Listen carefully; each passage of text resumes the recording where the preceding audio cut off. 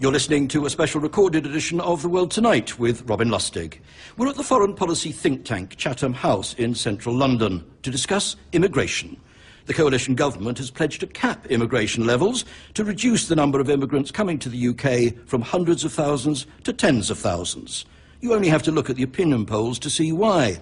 According to one recent survey, when voters were asked to list Tony Blair's biggest failures during his decade in Downing Street, nearly two-thirds said allowing immigration to rise to unacceptable levels was top of their list. So, before I introduce our panellists, let's look very quickly at some numbers. The number of people who came to the UK last year to live here for more than 12 months was 567,000. Of those, nearly a fifth were British citizens returning home, and more than a quarter were from the European Union, so they had an automatic right to live here, just as Brits have an automatic right to live in France or Spain, for example. Of the rest, 30% came from Commonwealth countries and 23% from elsewhere. Now, if you deduct from that total number the people who emigrated from the UK, both Brits and non-Brits, you get a net immigration figure of 196,000. That's about 30,000 more than the previous year, but it still represents only about 0.03% of the total UK population. But of course, this discussion isn't only about numbers. It's also about culture and identity. It was Margaret Thatcher back in 1978 who spoke of some British people's fears that they might be rather swamped by people of a different culture. And in many towns and cities, that remains a concern today. On the other hand, who would staff the hospitals, the trains, the buses? Who would open the corner shops if we did crack down on immigration? Are there economic benefits that outweigh the potential social costs? Well, our panellists tonight are Trevor Phillips, the head of the Equality and Human Rights Commission, David Frost, the Director General of the British Chambers of Commerce, Srila Flather, Baroness Flather, who was the first Asian woman to receive a peerage, and Douglas Murray, Director of the think tank, the Centre for Social Cohesion. Now, I'm going to ask each of you to make an opening statement of no more than 2 to 3 minutes. We'll then hear from our invited audience. Trevor Phillips, you're first. Robin, thank you. This is not a peculiarly British problem. There are 200 million people across the globe who live and work outside the country of their birth. So we first have to think about this for what it is. I'm sure that as the evening goes on, we will become more and more unreasonable with each other, but I'd like to start with a few truths, inconvenient or not. The first brutal truth is that the European workforce will decline from well over 200 million people now to fewer than 180 million by 2060 without immigration. It is impossible to imagine Europe competing in the 21st century world with an aging, de-skilled and shrinking population. So the question is not whether we have immigration, but how we manage it and its consequences, economic, social and cultural. That immigration is now an economic issue was recognised by the shift to a point system which no longer asks the racial question that my parents faced when they came to London, where do you come from? The system now asks instead, what are you bringing by way of skills, capital and contribution to our economy? And I think that's progress. The fiscal negatives of immigration are often exaggerated, but even so, they're dwarfed by the benefits of growth, maybe 2% a year, according to the Treasury. And maybe that's one reason why the forecast of 3 million plus unemployed never materialised in this country. In effect, what we've done is export some of our unemployment back to Eastern Europe. And the overall effect on wages, much talked about, has been shown to be marginal. Now, I think more significant are the social costs. Pressure on schools, health services and above all housing. We need to support areas that are changing rapidly. We need to help migrants to learn the language and the rules of the communities they're joining. We need to prevent discrimination, but we also need to tackle illegal immigration and trafficking. Finally, there's a cultural effect that you referred to, Robin. The Equality and Human Rights Commission's triennial review, recently published, showed that British tolerance is remarkably resilient. We're good at integration in this country. We have no successful far-right anti-immigrant party here, but let's not be complacent. Extremists aren't going to take over the pitch, but we have to keep a keen eye out to make sure that they don't move the political goalposts. OK, Trevor Phillips, thank you for that. Next, David Frost from the British Chambers of Commerce. One of the most noticeable things that I've seen in recent years has been the growth and the use of migrant labour by British business. And migrants have made an enormous impact on the UK labour market, in particular those that have arrived from Eastern Europe. They've moved into every part of the UK and are working in every size and sector of company. And when I ask companies, literally from Aberdeen down to Brighton, why they employ migrant labour, I get the same two reasons. One, they have far better skills than local people, and they have a better attitude to work than many. And our research would indicate that 1 in 4 of our member businesses employ a migrant. Now, as regards government policy on migration, it is clear that the Coalition has a mandate to really reduce the number of migrants. Our concern is that by doing that, we do not want to see the UK economy harmed. In particular, we are concerned about a cap on skilled migrants. This is a country that trades globally. We are the 6th largest exporter and importer of goods, and we are the 2nd largest investor in foreign markets. We need access to global talent if we are to remain a successful global economy. Now, finally, the impact of migrants on entrepreneurship. The government has just announced that it's going to introduce what's termed an entrepreneur visa to encourage entrepreneurs with financial backing to settle in this country. This has to be a very welcome move, as we need more entrepreneurial talent in this country, and we need as much as we can get, particularly in those regions in the north of the country which have low levels of enterprise. So we believe that the use of migrant labour over recent years has been an enormous benefit to British business and the UK economy. David Frost, thank you. Srila Flala. Thank you. First of all, we have to recognise that people are worried in this country about the numbers of people coming in as immigrants. And because of that, something has to be done. The question is what? And at the moment, the government has decided to stop the people, reduce the number of skilled people coming into this country to take skilled jobs, and then tier 2, who are actually sponsored by companies to come here.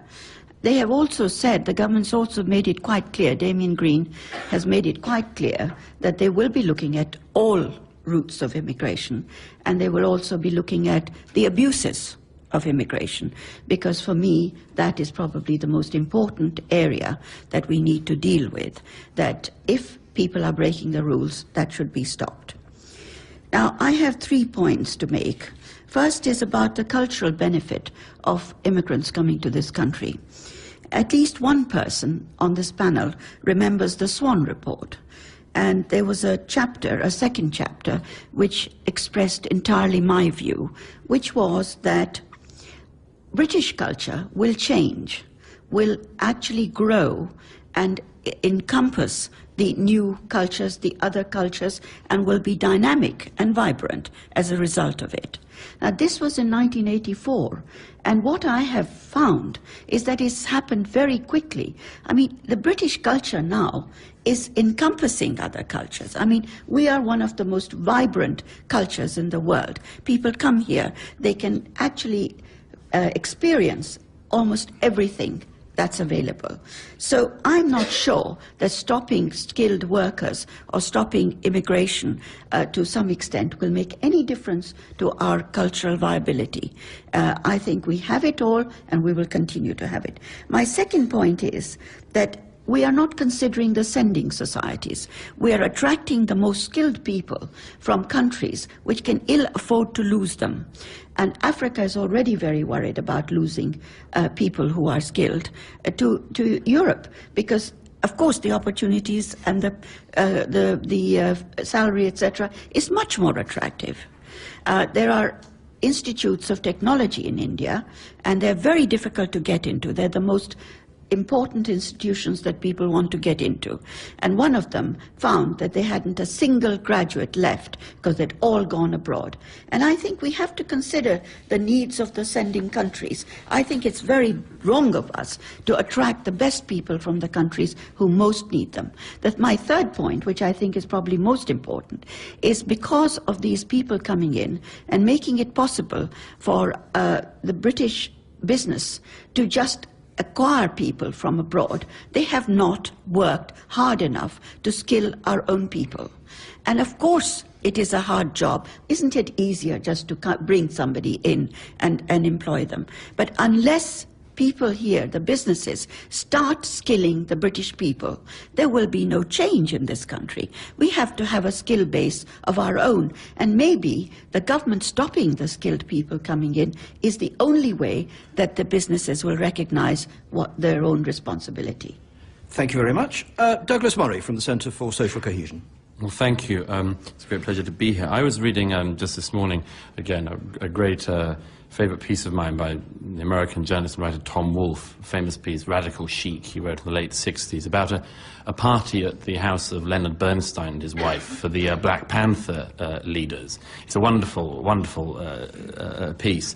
But one of the interesting things that stood out to me again was this moment when Bernstein himself is questioning this Black Panther leader, and he says to him, but what happens, sir, when you've pulled down the whole state, when you've sort of destroyed the economic capitalist system and so on? He says you can't put a blueprint on the future. Bernstein says, you mean you're just going to wing it? Well, immigration policy in recent decades in Britain has been exactly that. And it's quite a striking thing to wing, because it's not only an economic question. Quite often you hear the debate about migration, immigration, solely spoken about in economic terms. But it's about far more than that. It's about identity. It's about people feeling they have a home. It's about not being limitlessly open to immigration from around the world. If you're a first world country these days, of course, you're a desirable destination for almost anybody in the world. You have to have, obviously, some limits. Now, Trevor Phillips said, among the questions that come up are, well, who would do the jobs? Well, we have 2.5 million people unemployed in this country. There are plenty of people who could do the jobs.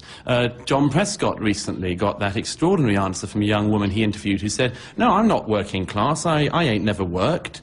We have, and we should face up to it. An underclass that has never worked doesn't know that it ought to work. We have to do something to get these people back into society. And a second fallacy, quickly, is the idea that we have to keep on importing a working class because people are getting old. Well, I hate to break it to you, but migrants become old people too. And if you are going to keep on bringing in larger and larger numbers of people to provide that workforce, that aging population, it will be limitless. Very briefly, one of my favourite current thinkers, a great German Muslim thinker called Bassam Tibi, a few years ago came up with this concept he described as the Leitkultur, a core culture. The importance in any country, any nation that's going to bind together, of having a core culture around which all sorts of variations are possible, almost limitless variations, but that they are only possible if people know what the theme is. And if there is a problem in Britain today, it is that the British people sense, of all backgrounds, they sense that Britain has lost its theme. If we do not have a unifying theme, I very much worry about the same things that Trevor Phillips mentioned at the beginning. He said that the British people are remarkably tolerant. I agree. But that tolerance will not be boundless. Douglas Murray, thank you. I'm going to ask the audience for questions in a second, but there are just a couple of points I would like to take up very quickly. Trevor Phillips, you talked about the need to manage immigration. Our theme really tonight is trying to weigh the balance between what are very often described as the economic benefits that immigrants bring with what many people perceive to be the social costs. Do you believe that one of the difficulties in this debate is that the people who benefit economically from immigration tend not to be the same people who experience the social cost? I think that historically is one of the problems. I suppose what you're really asking is, does people who, as it were, have Filipino housekeepers and bosses who have low-paid Polish graduates working in their factories, love immigration because it benefits them? I mean, to put it at its bluntest, it is sometimes said that your attitude to immigration is pretty much determined by whether you hire them or compete with them. Yeah, I think that is probably true in certain areas and very much in the short term. But one of the remarkable things that's happened in the last 20 years is that overall, the attitudes of the British people to immigration have been transformed. And it's led to a very peculiar, what we call an immigration paradox. If you ask people